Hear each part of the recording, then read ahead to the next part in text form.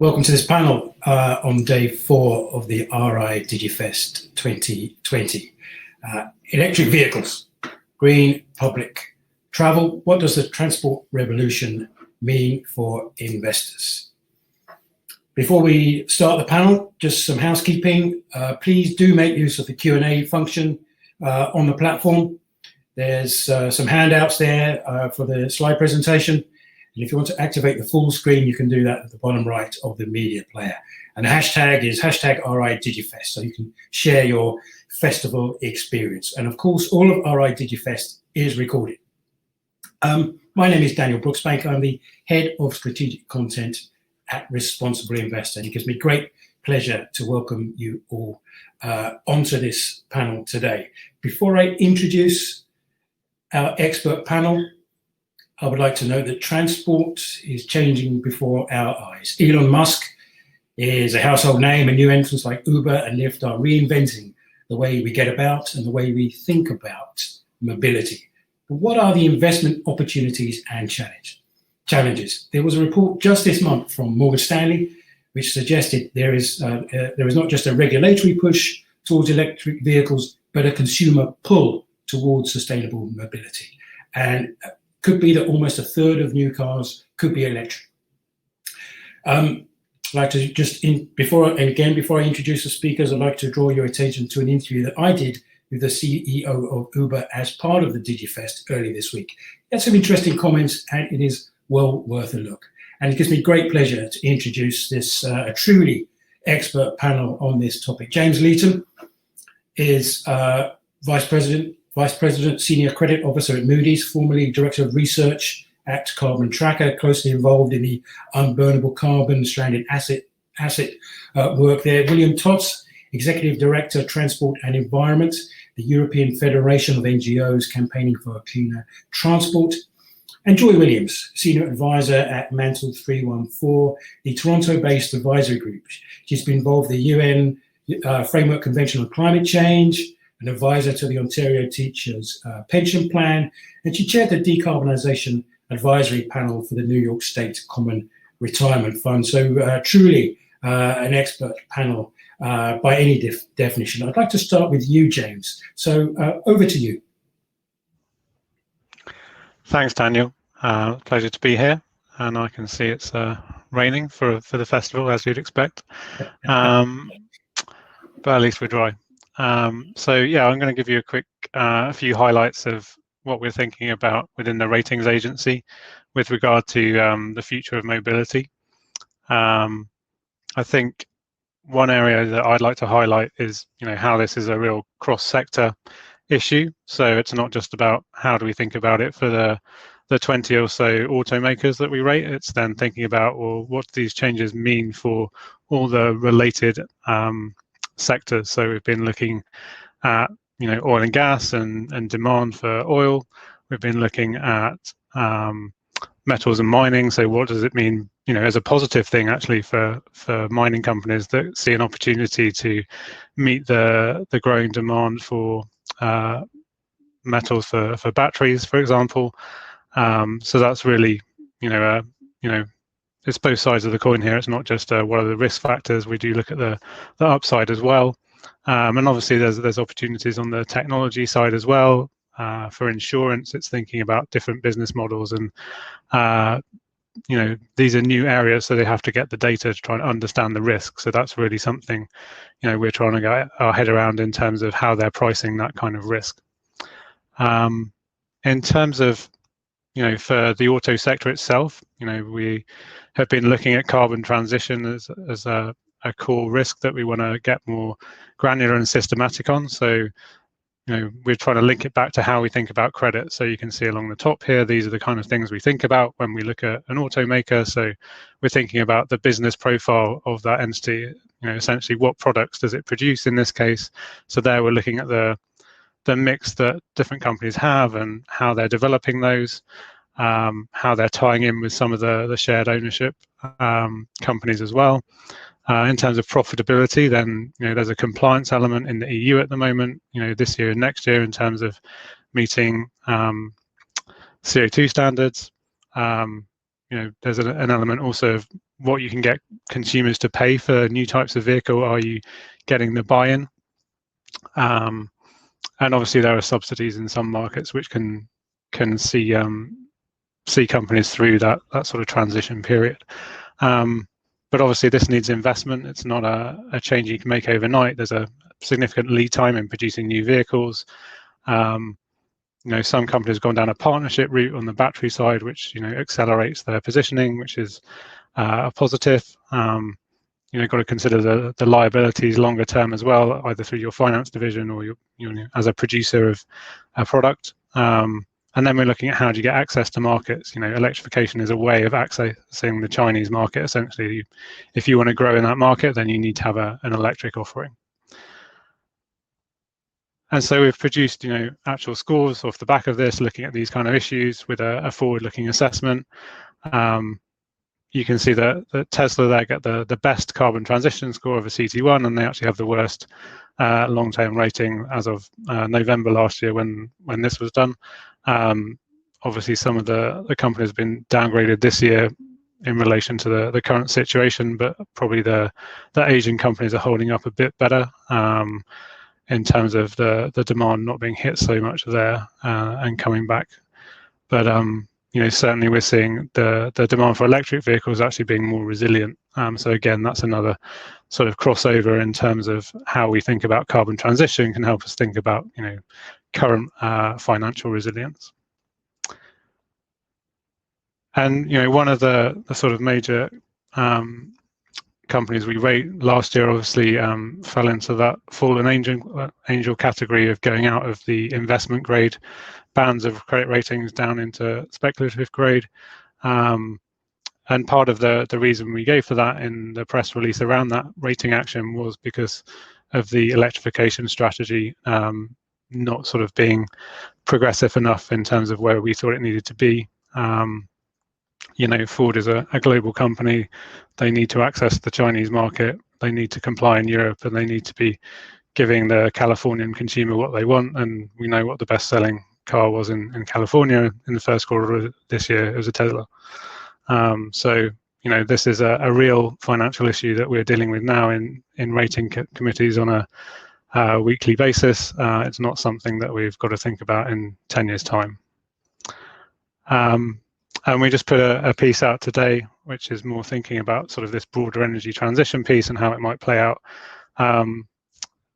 sort of post-COVID. So we've just put out this sort of credit after COVID series, which we're launching in terms of trying to think about what does this mean going forward? What could be the scenarios be? So one of the areas is oil demand. So we've mapped out, where could we be by the end of the year, and we could see potentially, even in an optimistic scenario, demand still being 3 million barrels a day below where we were at the end of 2019. We can see over the next few years, biofuels and efficiency and EVs knocking out more of that demand, as we'd expect through continuing policy application. If we get back to the levels of GDP growth that we had before, which is a big if, that could offset those factors to take us back to 29 levels by 2025. But all of those are moving parts, and obviously if you have weaker growth, then you're not going to get back there as quickly, and that buys more time to turn that into an actual peak for oil demand. So that's certainly a live debate internally at the moment. So I'll hand back to you, Daniel. Thank you, James. Can I just ask you a question? You did a lot of work on the stranded assets idea. Is a Ford Motor Company a stranded asset? I don't think the company as a whole yet. I mean, different companies have slightly different approaches in terms of whether they're producing sort of separate models as an EV, or whether they're trying to have a production line where they can swap in and out different types of propulsion system. So I think there is opportunity for them to evolve in that way, but equally it is a different way of production. There's a lot less parts. They're different parts. So it's more about having those relationships, and that's where you need to get ahead. You can't just come up with an instant solution. So they're certainly not there yet, and obviously the kind of the US federal situation is perpetuating that, and even consumer demand in parts of the US, there's still demand for big trucks. So it's not a black and white picture. There's certainly regional differences, but yeah, if there was a change in the US federal situation, then that would certainly place even more pressure on a company like Ford. Yeah, great. Thanks, James. William, over to you. Thank you, Daniel.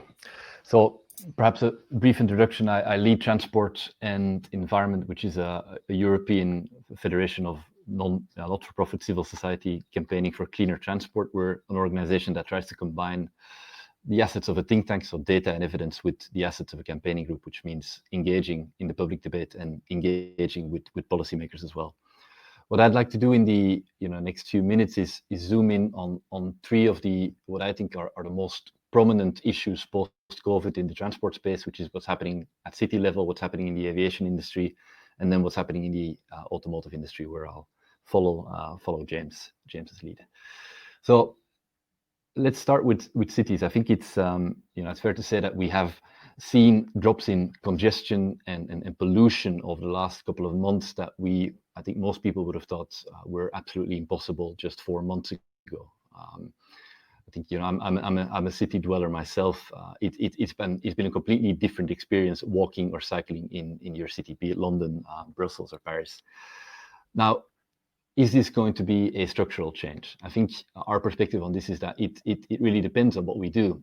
And if we do nothing, it is very likely that we will go back to exactly the same situation that we were in January, February.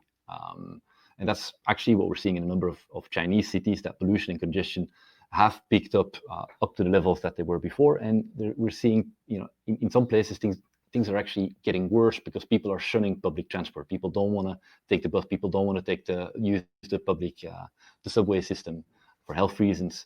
So there's a risk there as well. Now, we are optimistic about this, and we think the right side of this slide is a more likely future, or at least a transition towards that future. And I think one of the reasons is because actually that is what people want. We did a poll in a number of European nations. What you see on the left are the results in the UK, asking people, would you be in favor of reallocating road space away from cars towards cyclists and pedestrians post lockdown? And the overwhelming answer is yes. And I think this is partly the reason, in addition to the health concerns and the social distancing rules, etc., why people like Sadiq Khan, the mayor of Paris, Anne Hidalgo, and lots of mayors in smaller and medium-sized cities around Europe are going in that same direction. So my hunch would be that the great winner of of what's happened over the last couple of months is going to be a very old technology, a 19th century technology actually, which is the bike, be it electrically powered or traditionally powered. So at city level, I think that's the main thing that's happening. And of course, on the good side, on the bad side, from our perspective, is that public transport is really very hard hit by the crisis. Now, if you turn to the aviation sector, if you look at the aviation sector superficially, you would say this sector is on its knees. They've been asking governments for bailouts, over 30 billion in Europe alone.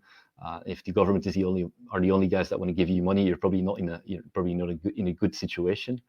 So, you might be excused for thinking that the aviation emissions problem is going to go away for a little while. I'm not so convinced. I think the aviation industry has a really enormous capacity to rebound. And I think what's happening below the surface in the aviation industry is that we're seeing cost-cutting. Companies like Air France, KLM, Lufthansa, British Airways are going to use this crisis to become much more efficient. And what we will see after the crisis is a leaner industry with a lot of cash injected from governments that is going to try and reclaim market share and flood the market with cheap tickets as they did before. And I think the reason I'm so confident that this is what's going to happen is that this is what happened before. The aviation industry in the last 60, 70 years has grown and grown and grown, and they have overcome very, very severe shocks in the past, and they will do so in the future. Now, I do believe there is a short window of opportunity to sort of rewrite the operating conditions for the aviation industry, in particular in Europe. and that is related to the conditions that are being applied to the bailouts. Those conditions are in France, in Austria, in the Netherlands, in Belgium. They're pretty timid at the moment, but you see there, some of the ingredients of what a more sustainable aviation industry could look like. On the one hand, the use of a different type of fuels, advanced biofuels, and synthetic fuels in particular, which a number of governments and the EU are looking to mandate. And of course, the old discussion about the fiscal sort of framework that the aviation industry operates in. If you're asking governments for 30 billion euros in bailouts, it is not unlikely that a number of people are going to say, well, if you want those bailouts in bad times, you'll actually have to pay a bit more taxes in good times. And I think this is going to have an impact on the future growth of that sector. Now, if we turn to the automotive industry, I think the big question that's keeping us occupied is the COVID crisis going to slow down the transition to electric vehicles? And our view, and I'll share a number of a bit of data with you to underpin this. Our view is that this is not the case, that we're actually seeing an acceleration of that trend.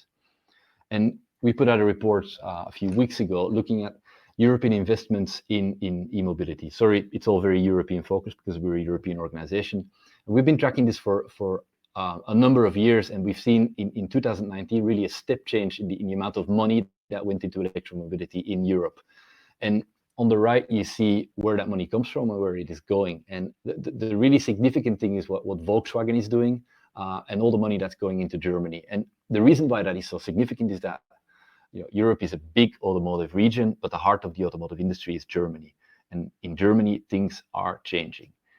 Now, all of that money going into the automotive space has an impact on production. And we have heard a lot of stories about electric vehicles, 2016, 17, 18, people say, we hear all these stories, where are the vehicles? Well, they were preparing and now they are producing those vehicles. There's really a massive increase in production capacity for EVs in 2020. And as James said, that's almost entirely related to compliance with European car CO2 standards. At the same time, you also see that demand for those vehicles is pretty solid, reaching around 7% in the first quarter of 2020. So, with some normal months there as well. And I think that points to something that we have been convinced about for a long time, that the issue with EVs in the European market wasn't so much a lack of interest from consumers or a lack of demand, but actually a complete lack of supply. And that is changing. Now, this is mainly being driven by policy developments. The EU car CO2 standards 2020, 2021, what's happening in China, what's happening in California. But I think we are at some point in the next couple of years, we're gonna go away from a market that is purely policy driven. And I'm not the only one that thinks so. This is a comparison of the share value of Volkswagen and Tesla. The interesting thing about this graph is that it's actually completely outdated. That this is a stark difference between a profitable company that actually invests heavily in electrification and another company. But right now, Tesla is worth twice that amount. And the reason why that is interesting is that this has happened over the last 3-4 months. So investors seem to think that the crisis is not bad news for a company like Tesla that is all about electrification, but it's good news basically. And I think that just confirms for me that the future of the automotive industry is going to be electric. Now, final question. I'm an environmentalist, so and I'm expecting this question always when I talk about EVs. Is this good news for the environment? Yes, it is very good news for the environment. Even if you take into account the extraction of the minerals, the smelting process, the production of the cells, the power generation. Even if you take into account all of those things, electric vehicles are already much better today. And they will become even better in the next years because the power generation is decarbonizing actually quite rapidly, much more rapidly than people know. So I'd like to sort of end on that positive note. Every crisis is in a way an opportunity. However unfortunate the crisis, I think at urban level there's a big opportunity. The aviation industry, a small window of opportunity, I'd say, and in the automotive sector, I think this might actually be a great accelerator. Thank you, William. Can I just take you back to the graph of the airline travel? As it seems to be very resilient after crises. I think we've all known after the 9/11 attacks, people will never fly again, and that people have short memories to an extent. How do we flatten that curve? Well, I think the main thing in terms of flattening the curve is changing the fiscal framework in which the aviation industry operates. You've got you go to a gas station, you pay a lot of tax when you fill up your tank. Airlines don't pay don't pay tax on kerosene. Tickets are in many countries untaxed. They don't pay VAT, and this makes aviation air travel artificially cheap. So I think that's an important element. I think it's also fair to say that a lot of public money still goes into supporting the airline industry. A lot of regional airports across Europe and across the world probably are being propped up with government money. And I think this is part of flattening the curve. But to be honest, if you ask me, I think it's going to be hard to contain aviation's growth because there's just a huge amount of demand for a very cheap and easy and convenient way of getting far away places fast. So the key challenge ahead of us is how can we green that sector? And there I think fuels, advanced biofuels and synthetic fuels are going to be hugely important. Interesting thoughts. Joy, can I pass some of these questions over to you from your perspective? What are your thoughts around this? Around the aviation? Yeah, aviation and the role of investors, the investability of green transport, those kind of ideas. Yeah, so just an interesting anecdote on aviation. Where I am in Toronto, they just had an article on the radio saying that airline tickets were up 25% from March, so the beginning of COVID. It's just gone right back up. So part of me agrees with William that aviation will bounce back. On the other hand, I just saw an article that they did the first electric flight not that long ago. So technology is absolutely accelerating in that industry as well. So we'll have to kind of see how that plays out.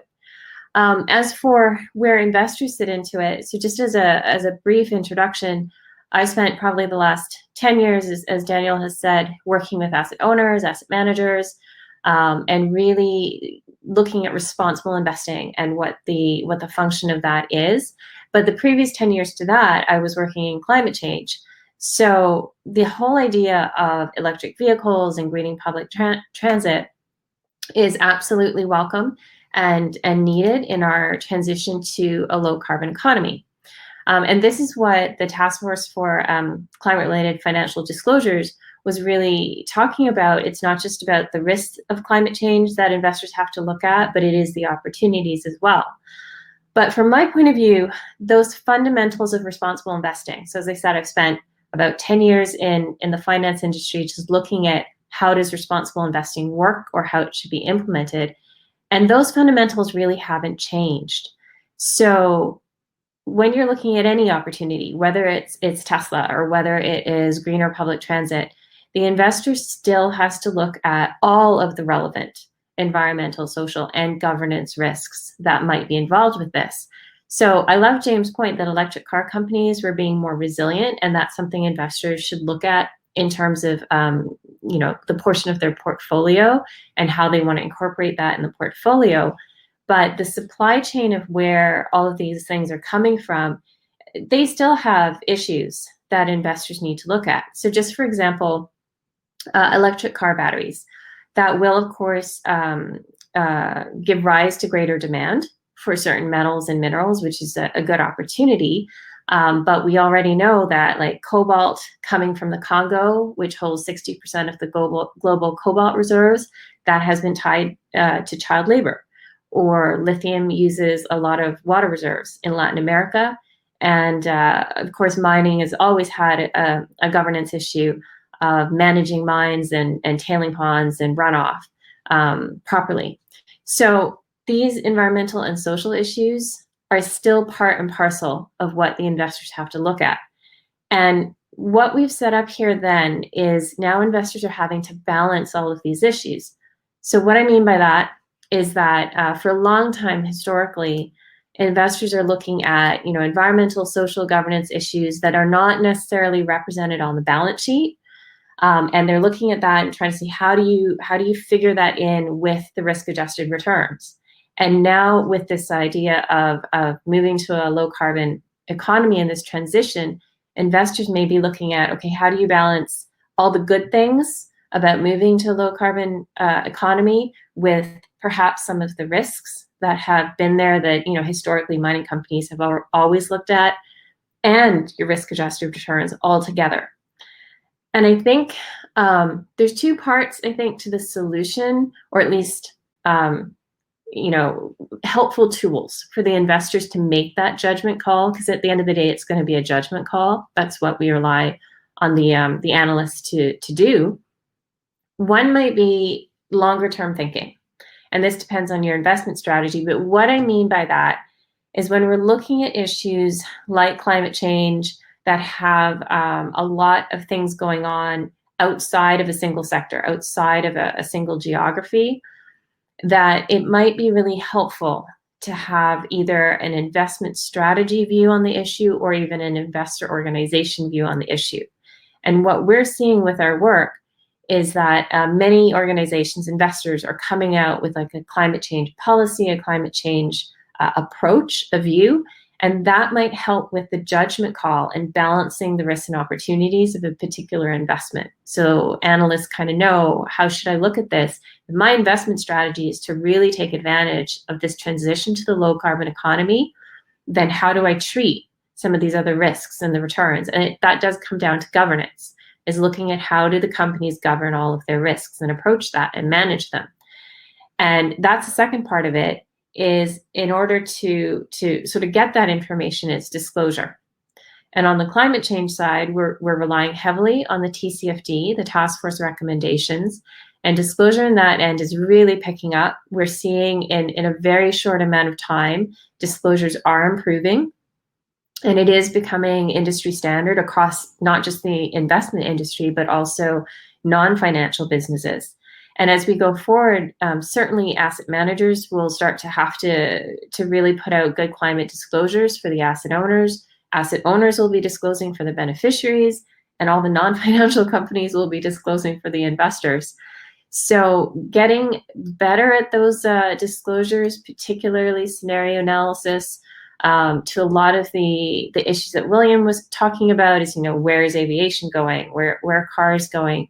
And getting better at those sort of tools and the forecasting will be, in large part, I think, very helpful to that judgment call that I think that we're setting investors up to have to make in the future.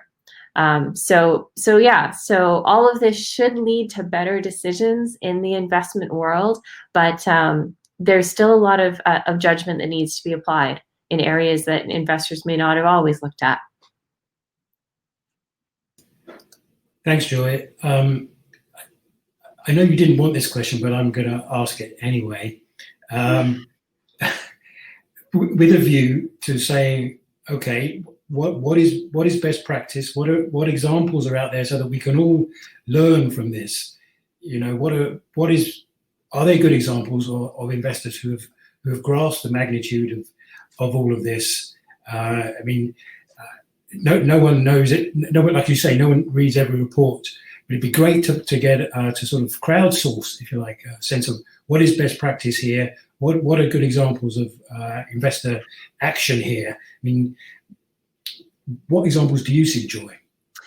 Yeah, so our firm Mantle actually just completed a review not that long ago, a few months ago now, of sort of the 40 top 40 leading companies in Canada, listed companies in Canada who are disclosing on climate.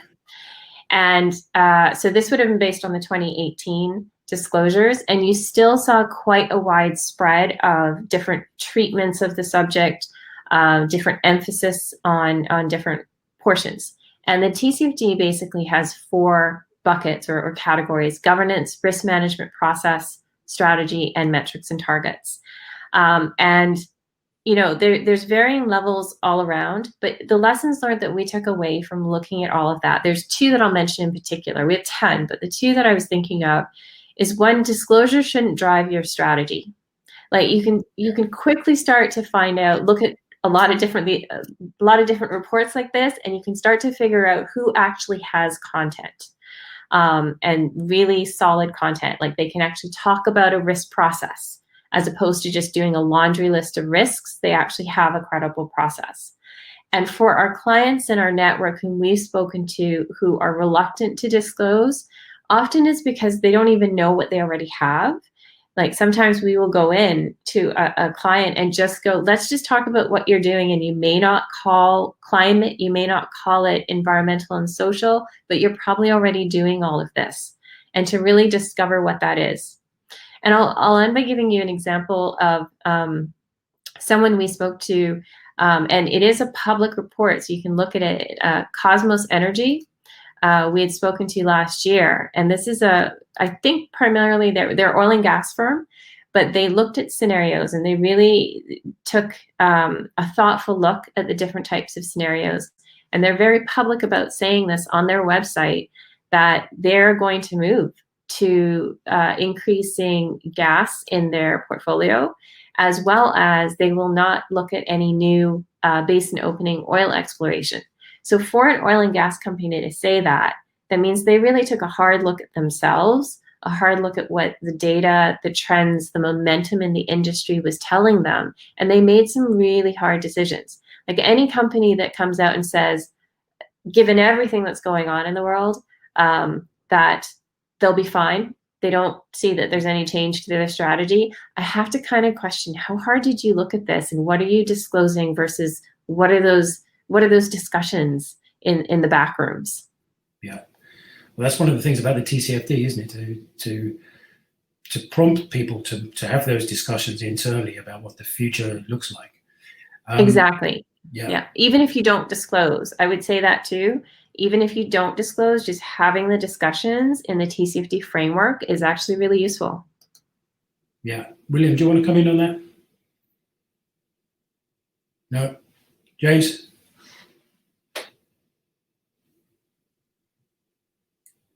I just want to ask a further question. We're talking about mass transit and how we need to move to essentially mass transit. How investable is green mass transit infrastructure for investors? How do you get exposure to that theme? Joy, can you address that? Yeah, I can certainly try, although I would never say that I'm an expert in public-private partnerships, but Canadian pension plans obviously have a long history of investing directly into infrastructure. And many of the pension plans and many Canadian investors have built up the investment muscle or the investment thinking to do this. I have to say that if you're not used to investing directly in infrastructure, it does take practice. It's not just like investing in private equity, and having that longer term view. So that's one thing that you kind of have to have if you're getting into this, is that longer term view with really top quality investment teams to do that. My understanding is that the public-private partnerships obviously have their own investment characteristics, and it has to fit into your larger portfolio strategy. And it is a difficult arena to get into for public transit, but definitely it's been done around the world. So it's definitely a good thing to look at in terms of your larger portfolio and asset allocation. Yeah. What vehicles are there? Things like public-private partnerships, green muni bonds, that kind of thing? Yep, all of those apply. But the other thing I think James mentioned, it's not just the direct investment. There's all of the supporting infrastructure around it.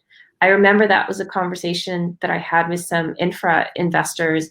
Is by the time you realize that, say, for example, wind turbines are a thing, you may have missed the opportunity, but all the supporting infrastructure around that, and same thing with public transit, they might be a good opportunity as well, to get exposure to it if you don't want to do directly into the infra. Yeah.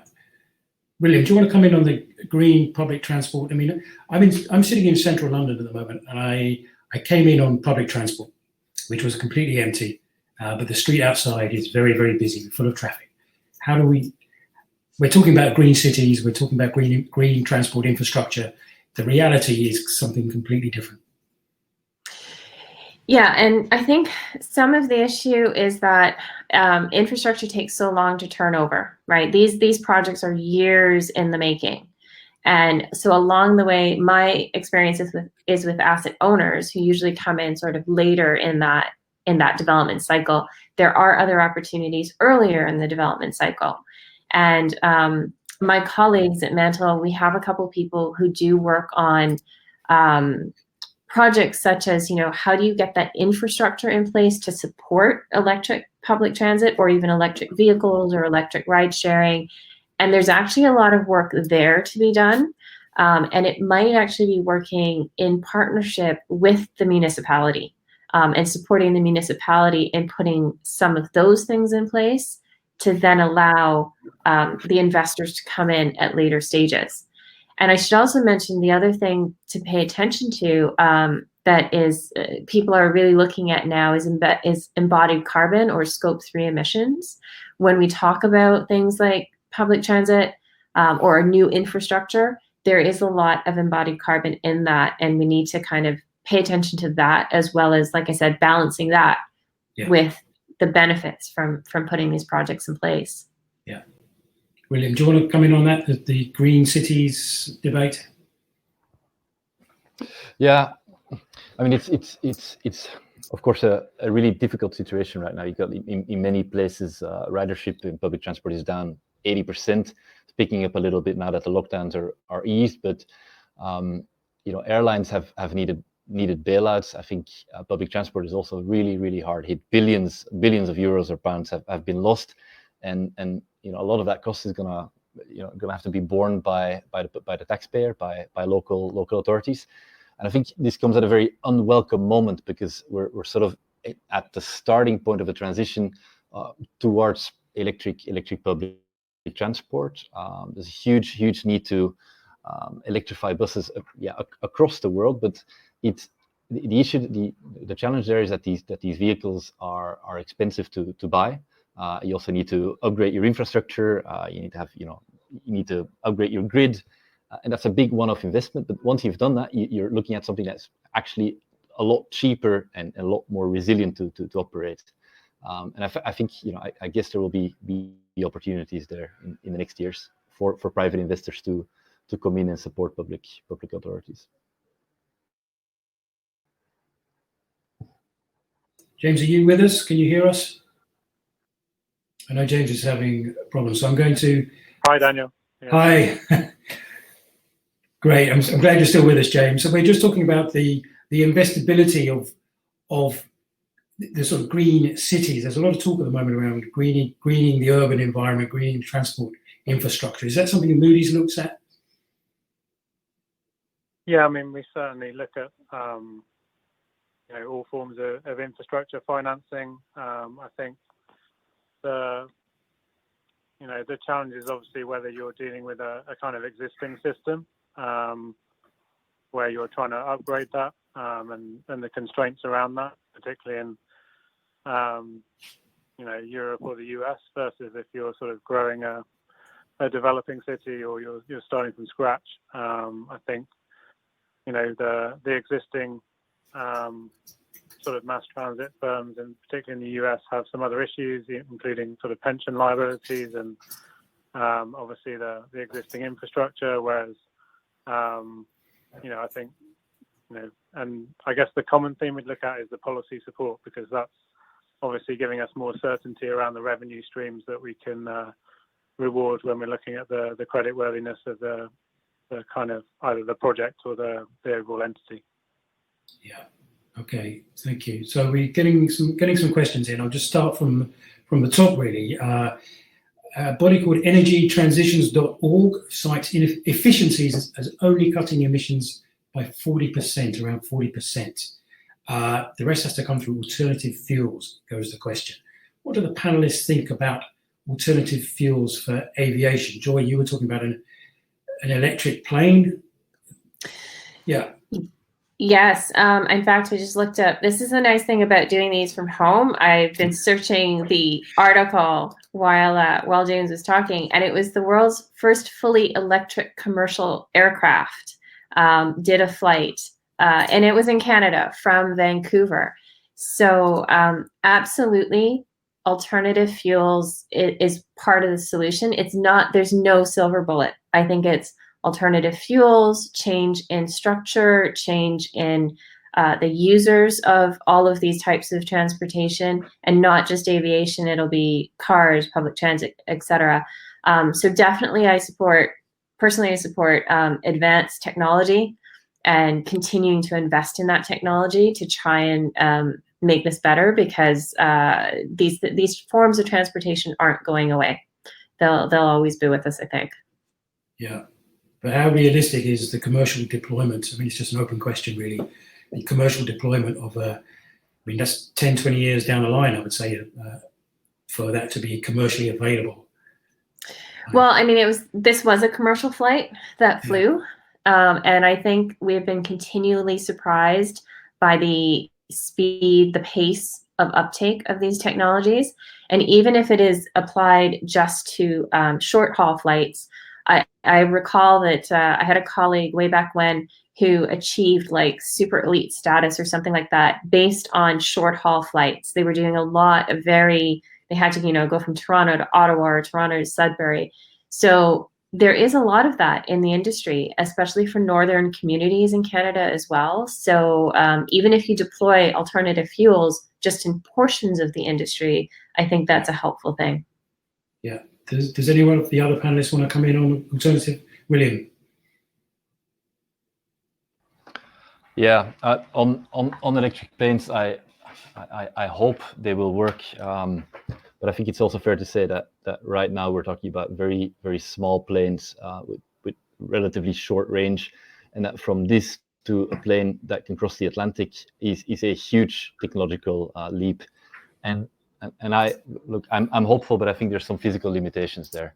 So if you talk about alternative fuels, something that can be deployed in the next 5 to 10 years, essentially you're talking about liquid fuels, and the most prominent options, sustainable options, are advanced biofuels, which are essentially based on wastes and residues, and the other one is synthetic fuels, which is based on hydrogen. I think advanced biofuels, we've got a track record of 20, 30 years of biofuels policies. I think it's fair to say that there have been huge issues with biofuels in terms of land usage, in terms of sustainability. So the idea is now to focus on biofuels that are only based on waste, but of course that limits the scale of what you can do, because there's not unlimited waste in the world. We don't want unlimited waste in the world. So I think the only genuinely scalable thing you can do in the aviation sector is a hydrogen-based synthetic fuel, which is not a super efficient solution. It's also not a very cheap solution. But from a technological point of view, this is the one sort of zero emission pathway that is available to the aviation industry. Is that something you look at, James? Alternative fuels? Yeah, I mean, I think in the broader context, we don't see the airlines getting back to sort of business as usual until 2023 at the earliest. So I think they're going to have a lot of other things on their plate, as William mentioned, in terms of restructuring, and some of them may be failing, some of them becoming essentially state-owned. I mean, maybe that gives an opportunity, but equally they'll have to focus even to deliver the efficiency portion in that, because a lot of the newer planes that were on order are probably now been pushed out or delayed. So I think there's a question around how we sort of make use of that kind of hiatus and plan ahead and get that locked in. Otherwise, I think there's a risk it could sort of delay things a bit further. Okay. Question about electric buses. I don't know if anyone looks at electric buses. Who are the big players? I mean, if we're looking at someone who is investable, corporate issuer who is investable, as an electrified bus. Does anyone have any idea who is a supplier there? Who is leading the pack? I mean, there's no Tesla of buses as far as I know. James. I can't give you any particular stock recommendations, Daniel, but I mean, as far as I know, the main volume of electric passenger vehicles large ones and buses is coming through in China. So yeah, I suggest you look there. Okay, we're not providing investment advice on this forum. It's interesting. Some of the mainstream vehicle manufacturers, I would say VW, people like that, Volvo, they would have electric bus products, I'm assuming. William, your view on electric buses? Well, I'm obviously also not going to provide investment advice. I think it's fair to say that the electric bus market is indeed currently dominated by Chinese manufacturers, and one in particular starts with a B. If you look at the European manufacturers, they've been quite slow to enter this space. They claim to be stepping up now, but if you look at a lot of the big tenders in European cities, it's quite hard for the traditional OEMs to compete with those Chinese companies, because ultimately a lot of this is about experience and about scale. And if you have done very large orders in very large cities and regions in China for the last 3-4 years, it's going to be a lot easier for you to supply the European market than for companies, bus companies and truck companies. They're essentially engine makers. I think there's a lot of confusion about what car makers really are. The heart of a car making or a truck making company is the engine. Yeah. So it is not so simple for Volvo or MAN to all of a sudden become a battery electric bus company. And it is also not fundamentally not something they really want to do very quickly, but they'll have to. You were speaking, William, about the pandemic accelerating the transition to electric vehicles in Europe. What's your reading of how the impacts globally, especially the US and China? I mean, I know you're a European-focused organization, but your sense of how the pandemic is shifting the needle more globally? William? I find that globally is hard to answer for me, but I'll try. I think if you look at the electric vehicle market, is to a large extent a market that has been created through public support. It started with the California zero emission vehicle mandate. The Chinese industrial policy played a huge role. European regulations play a huge role. All of that is still in place. The one thing that has been removed is the US fuel economy standards, the 2025 standards.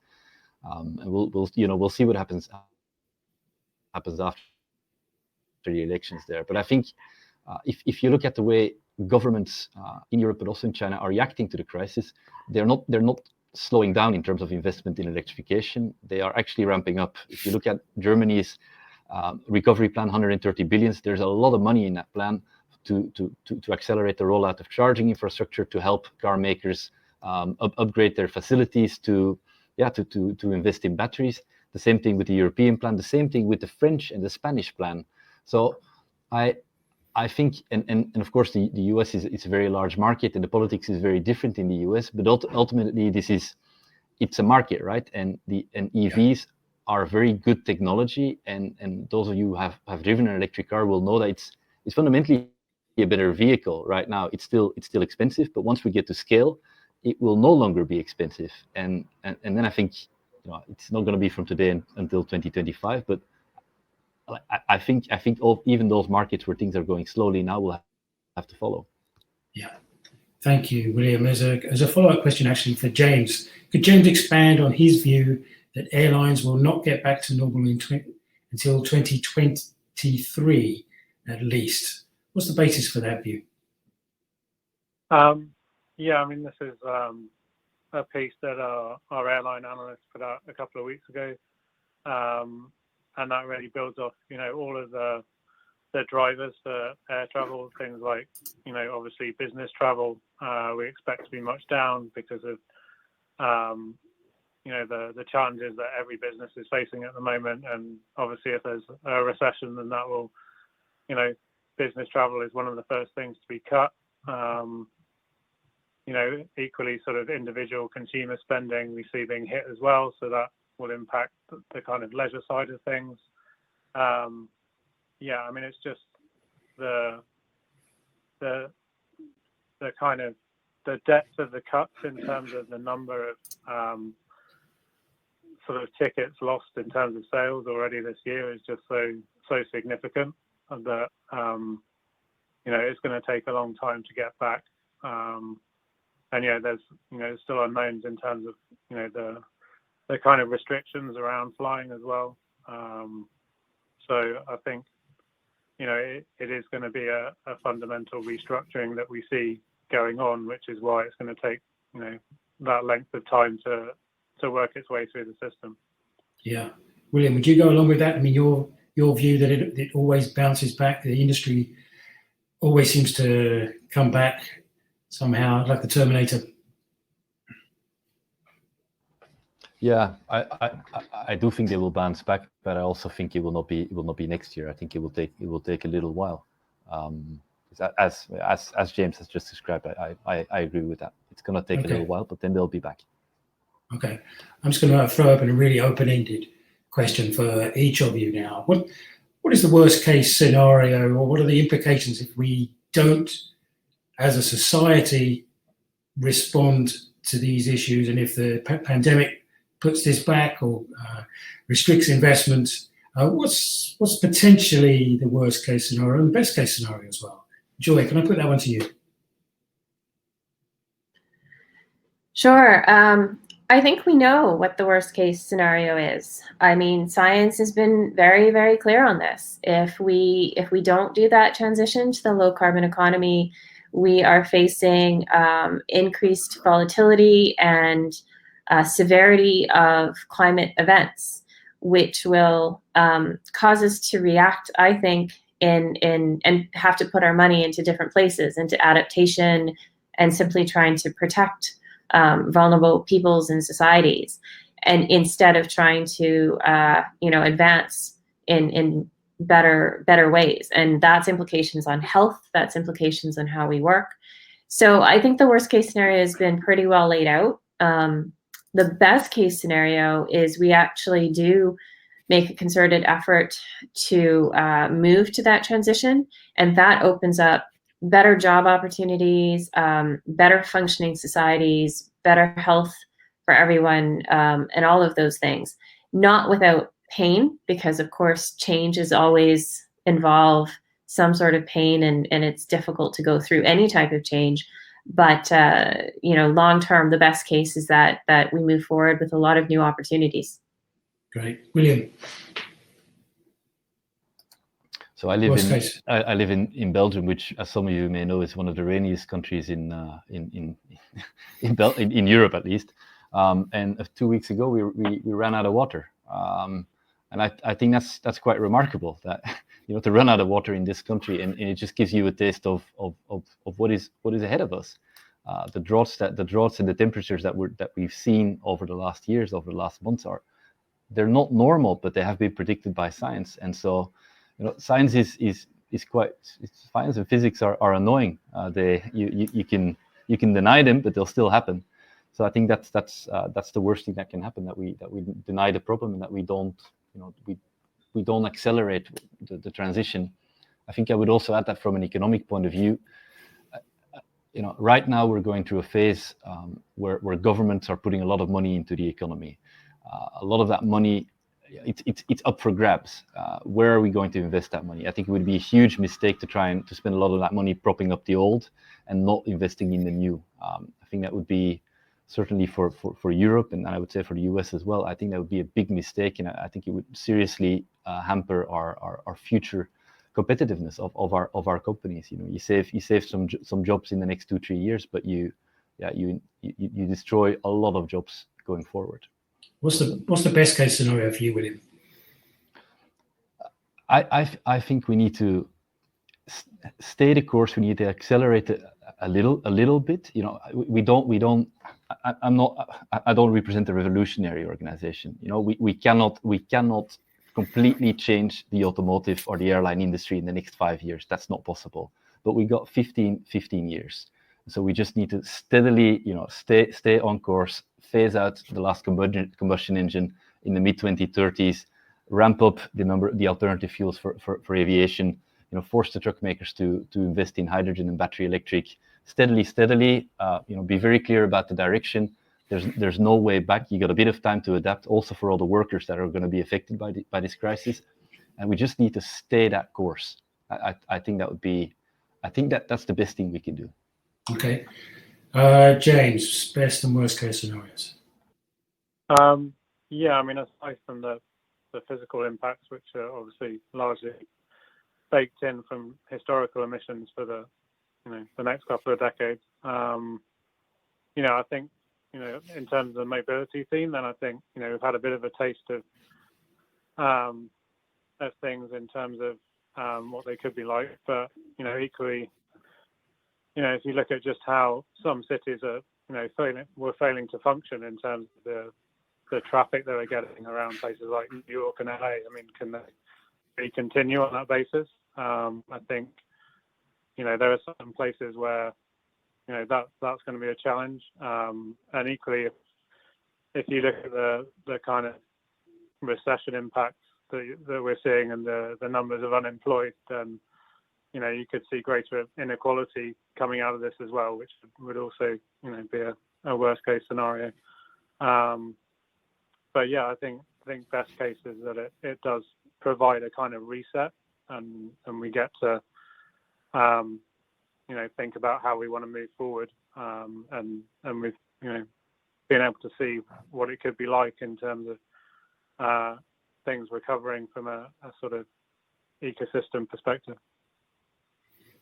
Thank you, James. I'd like to bring the session to a close. Very, very interesting. William, James, Joy, thank you for your expertise and insight today. We'll bring the session to a close. But before I do, I'd like to recommend to you the next appointment in your diary in the Fringe, the mindfulness session, and also the pub quiz. So there's that to look forward to as well. Thank you so much for your time. Bye.